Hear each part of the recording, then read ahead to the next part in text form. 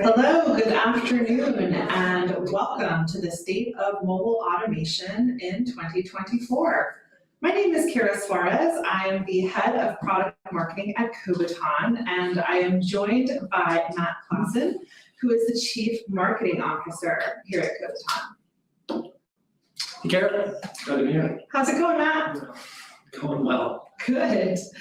Okay, so before we get started, we have some really exciting survey results to share with you that uncover some of the trends and market overview, a lot of factors and forces that are influencing mobile testing and automation today.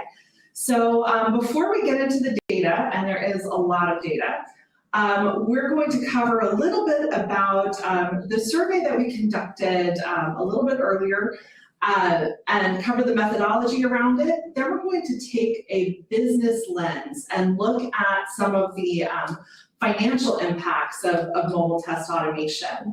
After that, we're going to dig into some of the emerging attitudes and perceptions of testers and developers looking at AI and mobile testing.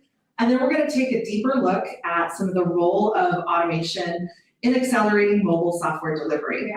As we're going through the data, we're going to actually compare some of the results of the audience today with some polls against what we found in our formal survey. So get ready for a little bit of a Family Feud style question and answer and comparison to what the survey says. So just to frame up what we did with our original research here, we surveyed both developers and software testing professionals that are directly involved with testing. And we only talked to customers who were at least 100 employees.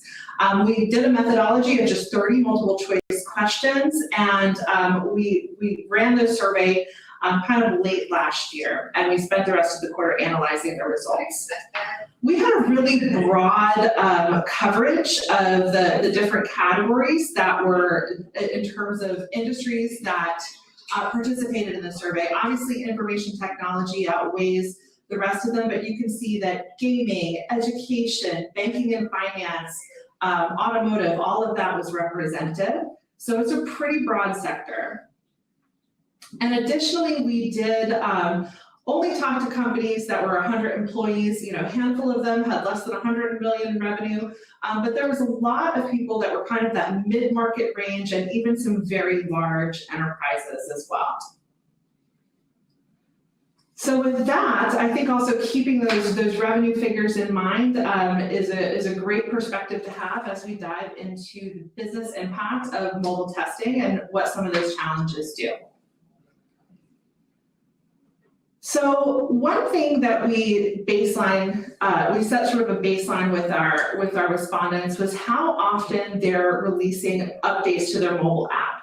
You can see that weekly and even daily is really kind of the trend towards more of that continuous app delivery and continuous automation. No, Matt, if you want to chime in on any of these slides, go right ahead. Yeah, so I do think I actually find this pretty. I almost find it a little bit surprising because I'm wondering if people, when they responded to this, were thinking about actual builds and updates and Q&A cycles, right, testing cycles, versus actual production releases. Like they're not releasing daily to the App Store versus they are doing builds or regression suites on a daily basis. But this is pretty aggressive, right? So I know that mobile lags most web application teams when you're thinking about how often they release, the CI/CD cycle, DevOps. And so I think what this shows is, again, there's this how often they want to do builds, and then we'll talk about it more, but the QA bottleneck, right? So. Absolutely.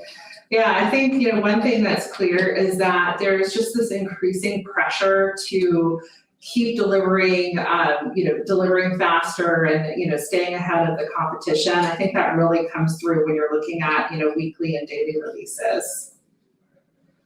So now for our first poll, we'd love to see what you all think about this. Just a little housekeeping since this is our first poll.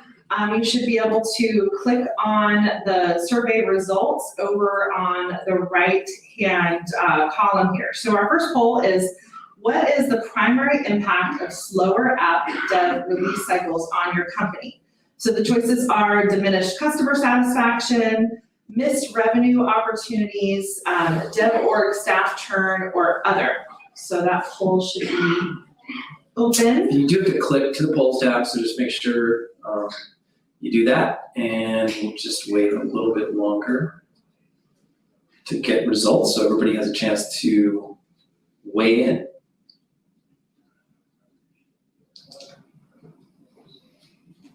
Okay.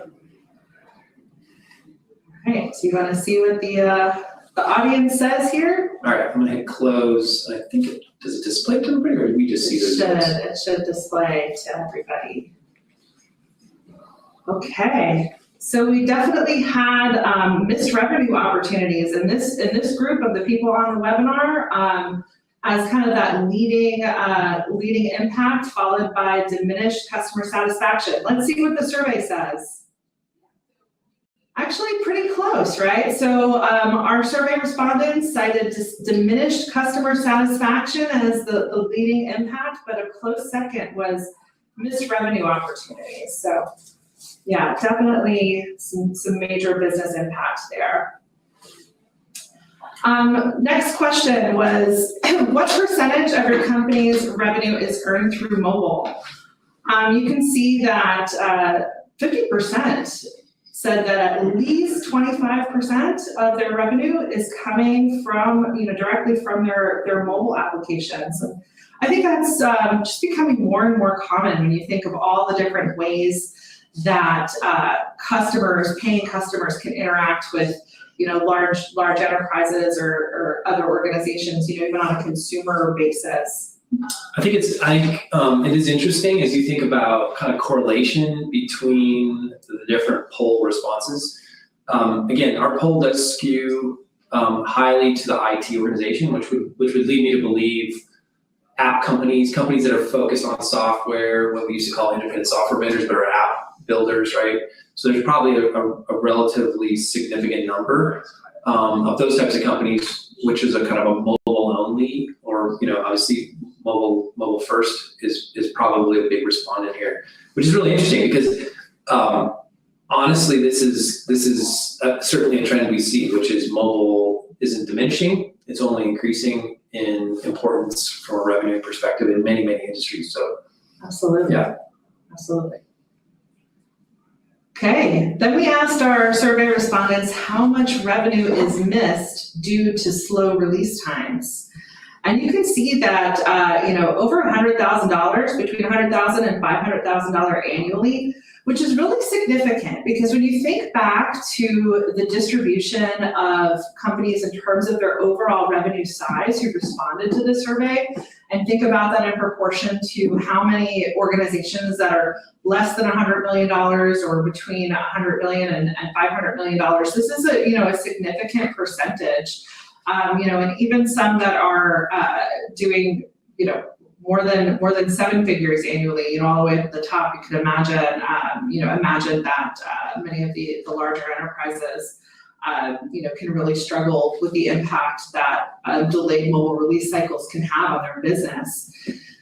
What I think is also very interesting about these figures is, oftentimes QA organizations and developer teams sometimes struggle making the business case for investment into additional resources. And when you look at some benchmark data around how much slow app releases are directly costing companies, I think it really helps to make that business case internally. Yeah, I think one thing I would find interesting here is that when we talk to QA professionals, a lot of times, QA reports into dev or engineering, and then engineering reports, higher up in the hierarchy. And so as you move away from the business of where the revenue is made, right, I think these numbers tend to trend low. In other words, the estimates are actually lower than the real impact in revenue. So as you look at these numbers and think about your organization, right, a couple things. One, this is likely lower than the real impact. Two, as you think about spending money on improving efficiency, whether it's testing, QA, whether it's just the dev cycle, right? There's a pretty big impact. And so making business case for improved, process, people, technology, I think, the justification is there if you just kind of dig, so. Absolutely. Okay, so that brings us to our next poll. Matt, if you want to go ahead and open that for the audience. Okay. So what causes the process, the release process, to take longer than it should? Is it limited financial resources in the dev and the QA organization? Maybe it's a lack of skilled dev and QA labor, or could it be inefficient dev and QA processes, or another reason? So just a reminder, go ahead and open the poll tab on the right-hand column, and you can click your answer there. All right, votes are coming in. Wait just a little bit longer so people, I think there's a small lag as well. Yeah. In how it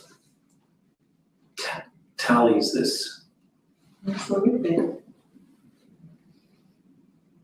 Okay. All right, I wish we could ask, whoever put other, you should chat us or put it in the Q&A. Yeah. I'd like to know. Yeah, we'd love what to the know other your other. is. Absolutely. So, That's great. okay, cool. Okay, so you can close the poll, and yeah, definitely, it looks like, oops.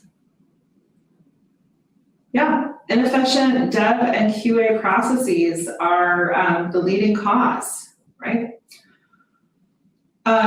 What's interesting there is it was a close second when we actually surveyed our developers and QA community. It was a close second, right? So, or actually no, I actually read that wrong. Limited financial resources in the dev organization was kind of the leading cause there, just by a little bit. So pretty close. I'd say this audience is definitely reflective of what we found, out in the industry. So that's good. Yeah, I wonder if these people conflate these a little bit maybe, or because I think they're closely related. It depends on your role. I think how you might answer this question as well. I would think if you're actually a tester or an automation engineer, maybe, or you're on a team where you're trying to build those skills, right? You might skew towards the process or skill reason here versus the financial resources, which might be somebody more like a management position. But that is interesting that they were pretty even of all, and also you notice this was a multi-select, right? Yeah. So people could select more than one. So based on this, it looks like maybe a half of the people, or at least 1/3 to 1/2 of the people selected more than one. Yeah. Yeah, I mean, it's a complex problem, right? So, it definitely can be more than one factor that, that causes those delays, for sure. Okay, so emerging attitudes and perceptions of AI in mobile testing. I feel like nowadays I can't open my news app without seeing 5 stories related to AI in general, generative AI. And, the last few industry conferences I've been to, I feel like all of the AI talks were just completely packed out, standing room only. So I know this is definitely a hot topic. So we asked people about their feelings a little bit in this survey as well. So how do you feel about the use of artificial intelligence in software dev organizations? And, I feel like people in general are kind of cautiously optimistic about it. I think that, just a slight majority are generally excited about the potential to increase software development productivity, or they're excited about how AI tools can free developers up, from maybe some of the drudgery parts of their job so they can provide value in new ways, right? But I'd say kind of, a pretty significant number have some concerns about AI, that it might hurt their job or career opportunities, or maybe even negatively impact the quality of software, right? Sort of that over-reliance on AI without, a human in the loop to be constantly checking, I think can be a real concern where people get a little bit, lazy about what they're doing if they think AI can do it, flawlessly, right? And we certainly know that today it can't. So I think really interesting attitudes. It's we could call it schizophrenic, but it's not, maybe not that, because it's not the same person answering all of the above. But the one interesting thing about this is the concerned AI tools might negatively impact the quality of software. Mm-hmm. That is interesting. It's probably closely related to trust, right? So it's like blind trust in AI, Mm-hmm. which I think is probably healthy not to, have some level of oversight. So I think AI, again, a lot of AI is assists people that are already smart and already know how to they know what they want to accomplish, and AI just helps them be more productive. Yeah. And I think we probably do need to be a little bit careful about how far and how much we trust it. But I do think it's interesting that, again, a little bit more than the majority are excited about the potential of where AI could, how it could impact software dev quality. So absolutely. Okay, so another poll question. So how has your organization used generative AI tools in your QA cycle? So Matt, if you want to open that poll up. Yep, it's open. Okay, great. So the options are, have they used it to generate test scripts, update scripts or code, analyze test results, or you have not used generative AI tools for QA, or other? And again, if you're one of those people that have a other use case, we'd love to hear about it in the chat.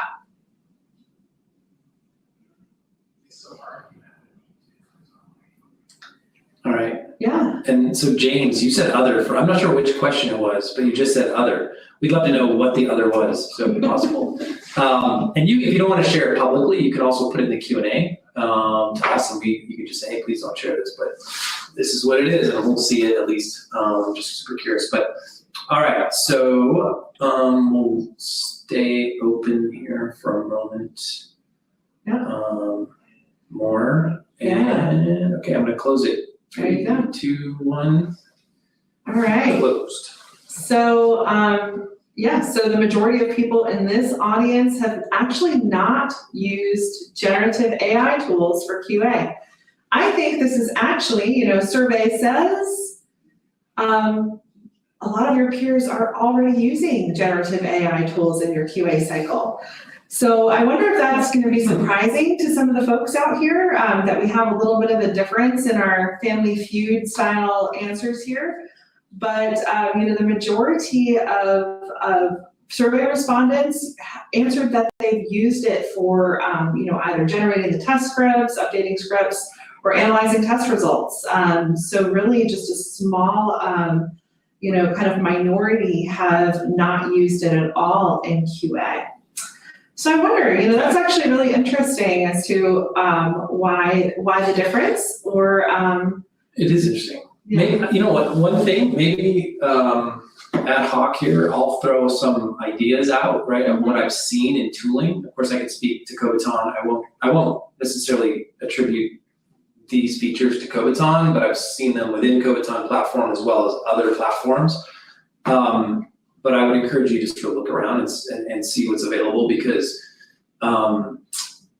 there is, so in the world of mobile testing, and of course, Appium is a pretty big deal.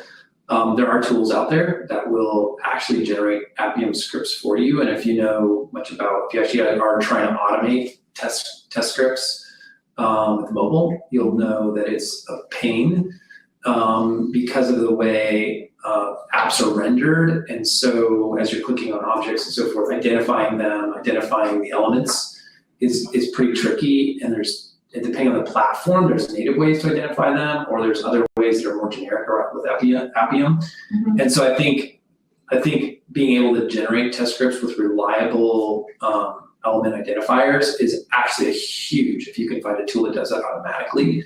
Mm-hmm. And so I would, if you're trying to automate, look at that.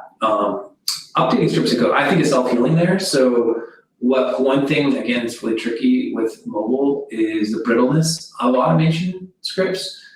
And so when you go back, especially you want to execute it in parallel across multiple device types.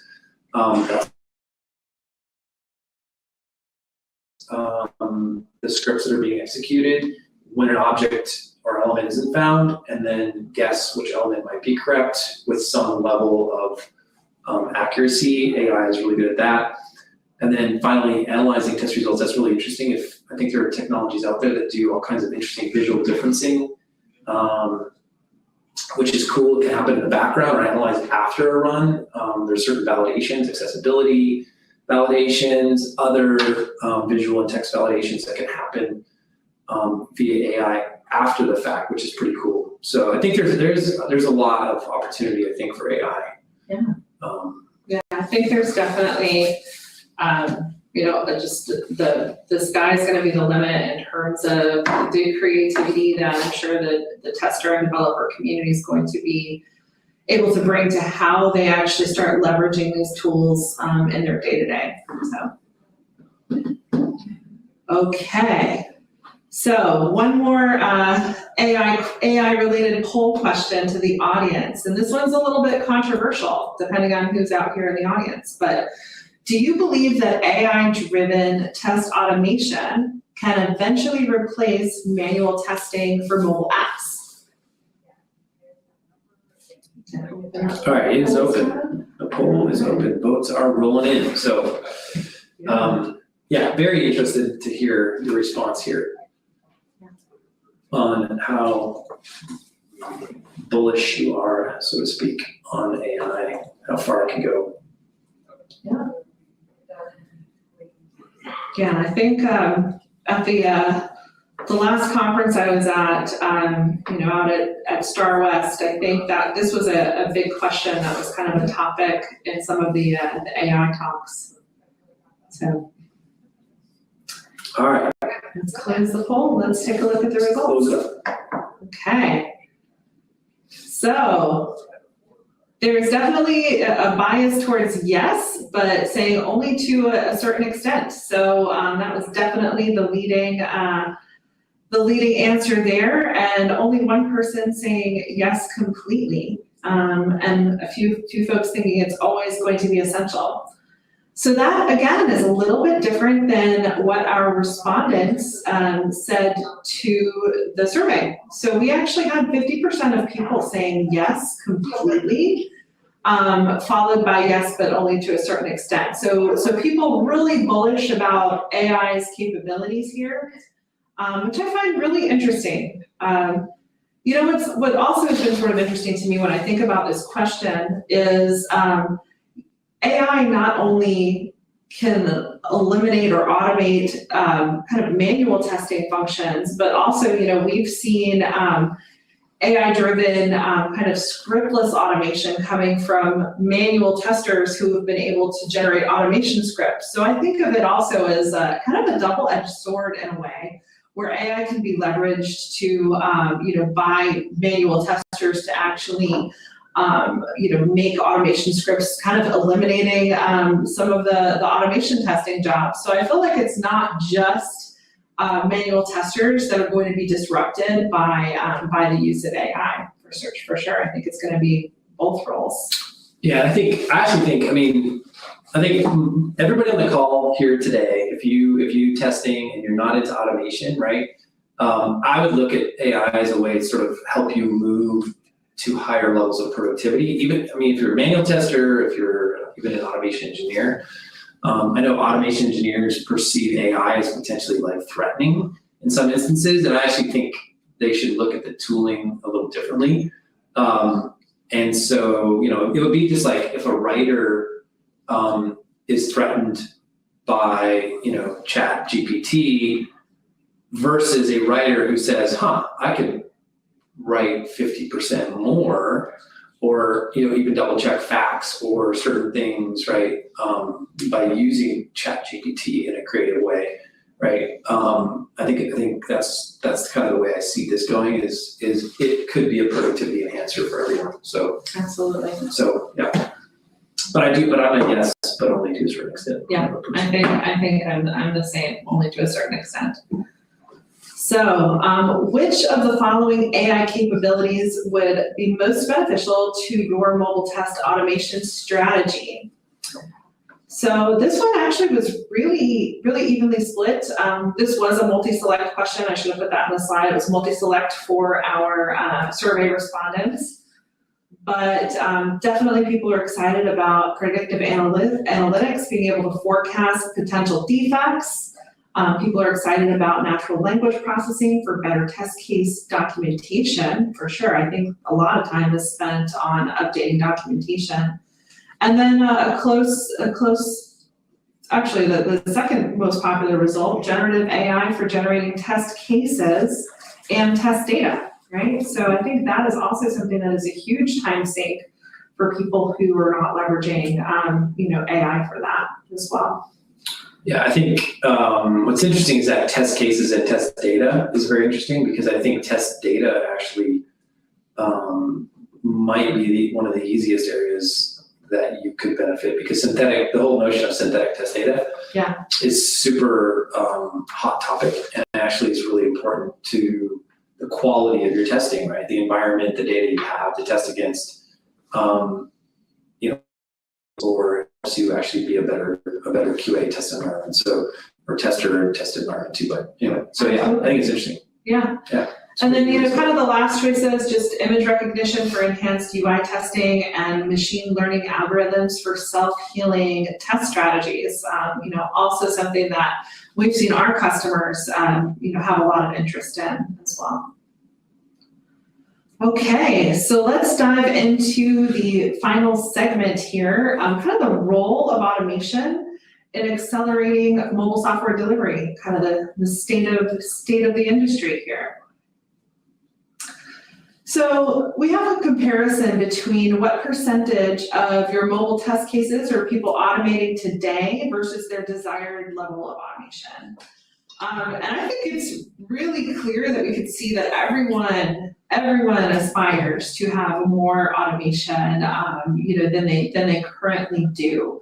And what's dramatic to me is to see how many people are kind of in that lower bucket of that 10 to 24% of their automation today. So I think people were actually pretty honest with how they answered, where their levels of automation are versus the desire to get to be 50% or even greater than 75%.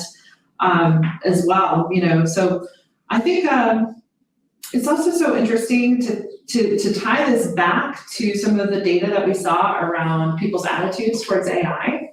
Matt, I know you wanted to comment on that a little bit. Yeah, so I find this really interesting because if you kind of aggregate this, I spent a little time thinking about this and like how you average. So if you come up with an average for each of these two parts of this, which is the percentage of test cases automated today. I don't know, the average is somewhere, let's say around 30%. I mean, you guys could run it yourself. There's a range, so it's impossible to get an exact average, but let's just say it's around 30% or less. And the percentage that you would like to automate, that average is much closer to, let's say, 60%. So I find it interesting that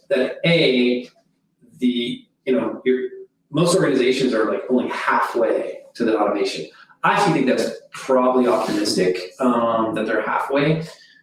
Might be a little bit optimistic if you start thinking about all the different types of test cases you could automate, which is also why I don't think AI will ever completely replace manual testing.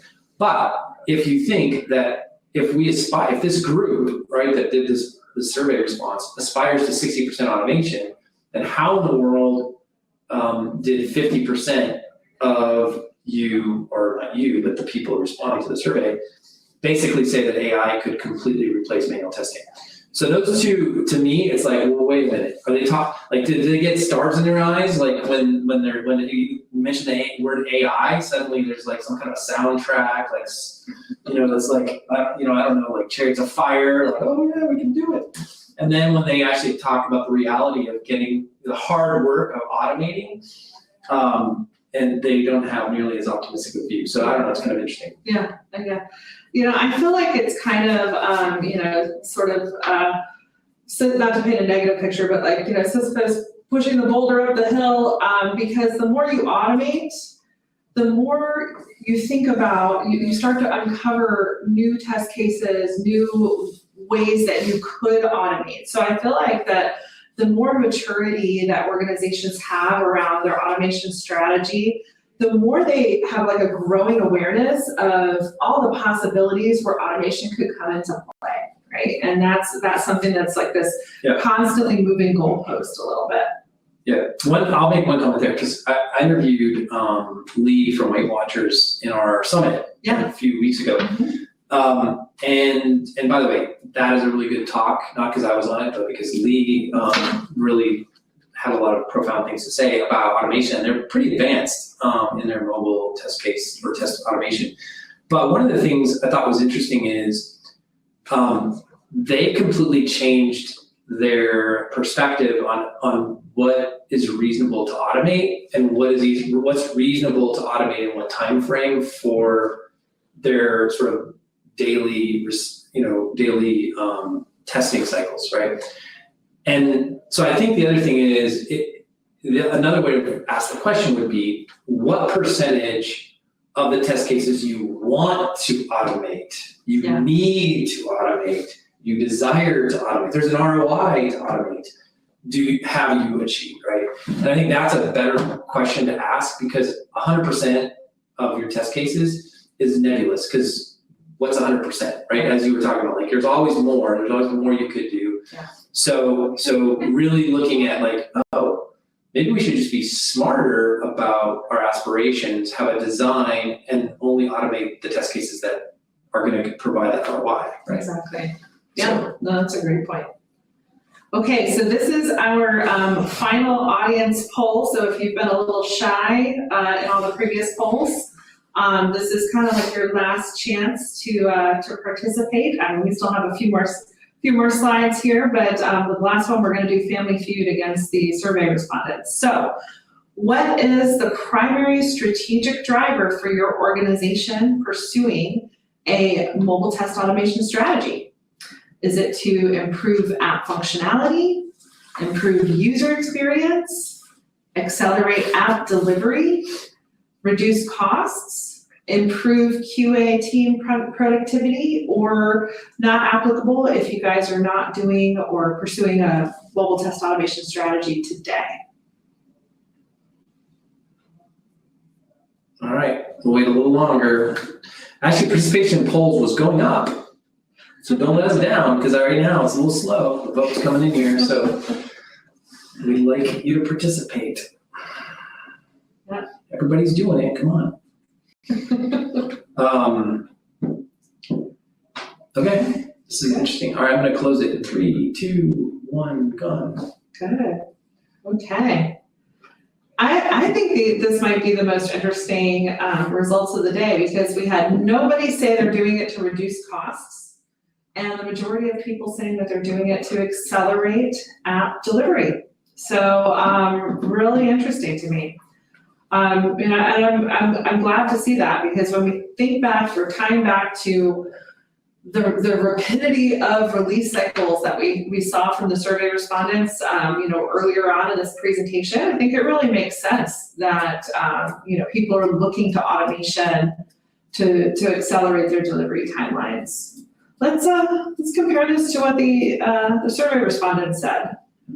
So again, a little bit of a divergence with this audience compared to the broader survey.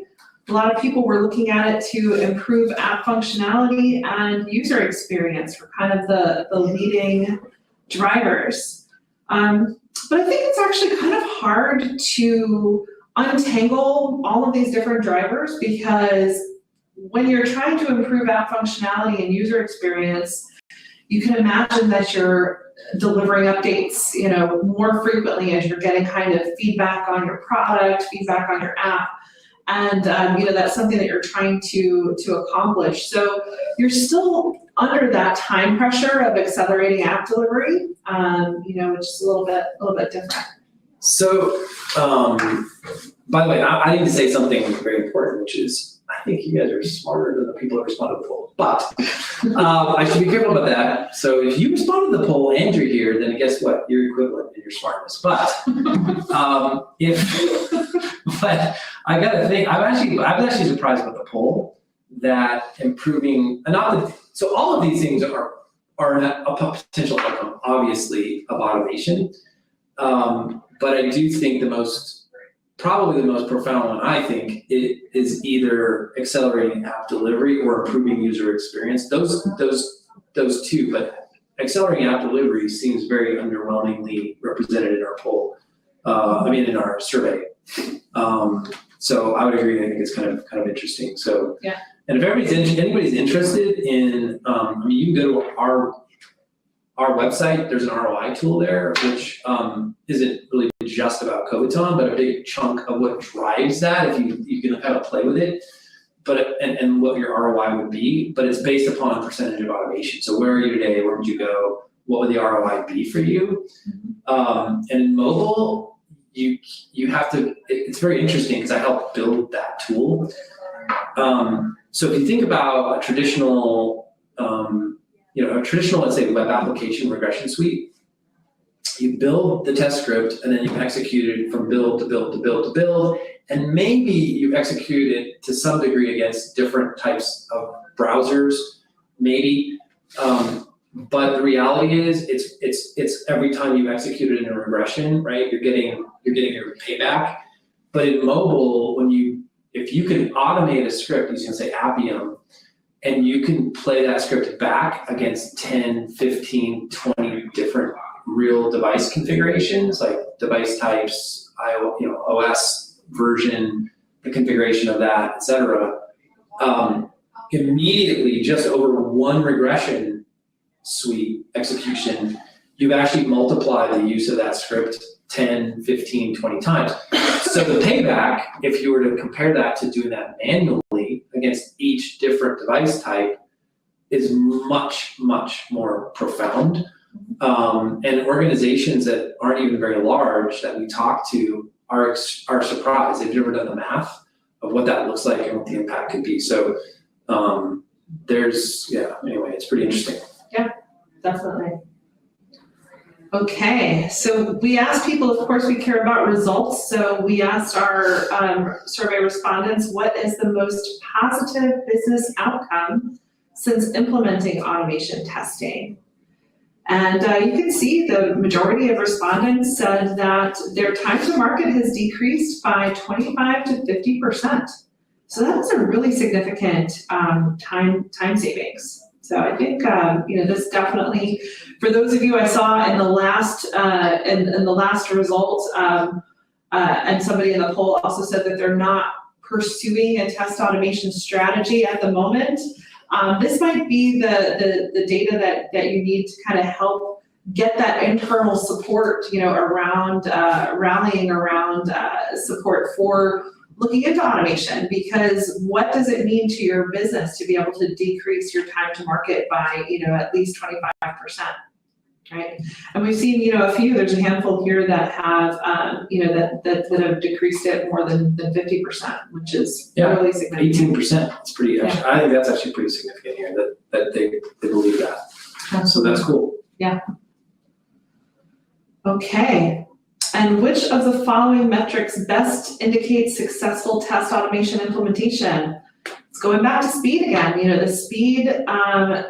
speed of testing and app delivery. So again, overwhelming majority of people saying that the speed of their app delivery is really the #1 metric that they're looking to evaluate automation with.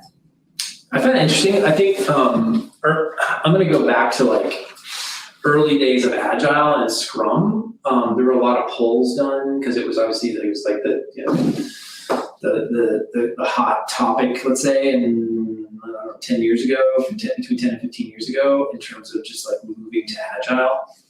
And the polls around what is the biggest result you actually got, right? So, why are you moving to Agile, and what's the biggest benefit? And what was interesting is the biggest reason they moved to Agile was speed. Okay, so agility, speed, right? Being able to get apps out quicker, software and applications.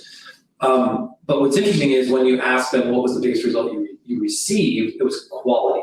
Yeah. So people weren't doing it to improve quality, but they realized what actually was happening is they were producing, not only just producing faster, or features to market were going faster, but they were producing the features that mattered. And oh, by the way, that whole little pesky thing of like demonstrate working software with each sprint, right? They had to QA it and more often. So developers, basically that whole shift left started there. And so I think it's interesting because I think quality is always going to win. Yeah. Because your experience is going to be better, your adoption is going to be better, it's going to impact revenue, et cetera. But obviously, so it's quality and speed, right? It's hard to take the two apart. Yeah, they're so interconnected. Okay, and then finally, what was the biggest challenge you encountered as part of your test automation implementation? Yeah, so this is where the rubber meets the road, where things start to get real. And we definitely see stability being the leading cause, the leading challenge that people faced, as well as code complexity. A few people slightly disillusioned from hype versus reality. Maybe we'll also see that hype versus reality with the adoption of AI too. But yeah, I think stability is something that it absolutely can be challenging. Dealing with the brittleness or flakiness of tests, right? Yeah, I think I'm not surprised at all by this, especially for specifically mobile, right? So I think, whenever you have a real device and you have to, configure it, manage it, reset it, and then you have many of those across different types, it does start getting complex. And I know, not to name any names, but we hear that about some of our competitors, that stability is an issue. So in the realm. Definitely. Okay, and then just asking, a little bit of the blocking and tackling of how people are getting things done, right? How many mobile devices are they using within their test execution cycles? And we're comparing, kind of that pink bar is virtual devices versus, which could be, emulators, simulators, and then real devices, so actual smartphones and tablets. And it's pretty evenly split. I think what I find is interesting is that, the majority of companies are using real devices for different test cases. I'd say there's pretty much, I was actually surprised that on the 0 devices used that you have a few more people who are just who are not even using emulators and simulators at all, just a handful there, right? So so I'd say pretty evenly split and pretty even, I'd say pretty well correlated with maybe the size company that they have, how many testers they have, how many automation engineers that they have, that there's also kind of a correlation with the size of the organization as well. Yeah, and some of you are struggling with how many devices do we need, what's the right number, how do we get coverage, device coverage, and that's a hard question to sort of answer. I think that I saw a poll not too long ago that said 24 was the average, kind of like the magic number, which I don't think anybody uses exactly 24 devices, but nonetheless, that was the average, right? So I think this poll would sort of support that. I mean, although it's interesting because it might skew a little bit higher than that, but it's probably in that, pretty close to that, right? 25 to 30, which is really hard to get to. I would say most organizations.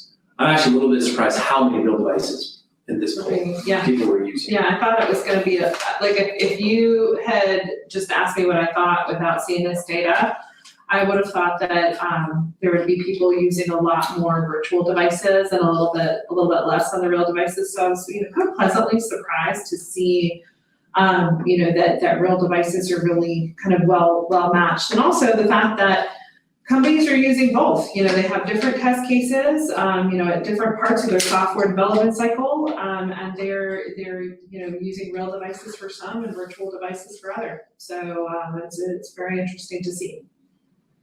And I think that was our last slide. So I know we had, a few things that might have come in over the chat. There's also a question and answer tab. So we do have a few minutes. If there are any closing questions, please don't be shy. You can go over to the Q&A tab, or if you have anything in the public or private chat here, you can take a look. All right. So here's a question for you, Kara. Sure. Yeah, so I'll do my best. I could say this came from the audience, and probably I'm sure some of you have this question as I've been asked it, but can you talk, because I feel like this audience, maybe not that many were looking at AI. I mentioned a few different types of features, capabilities, but can you talk a little bit about, just briefly, while we're waiting for other questions? So if you have more relevant questions, please ask them a little later on this. But how does Kobiton, what are the AI features or capabilities Kobiton has? Absolutely.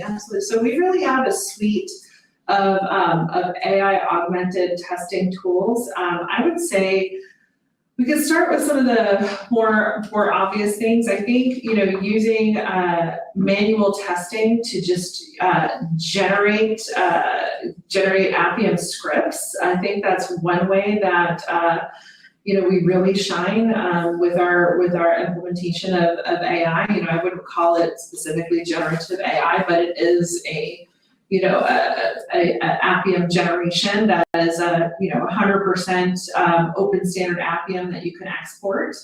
And that's something that we're looking at, open sourcing as well.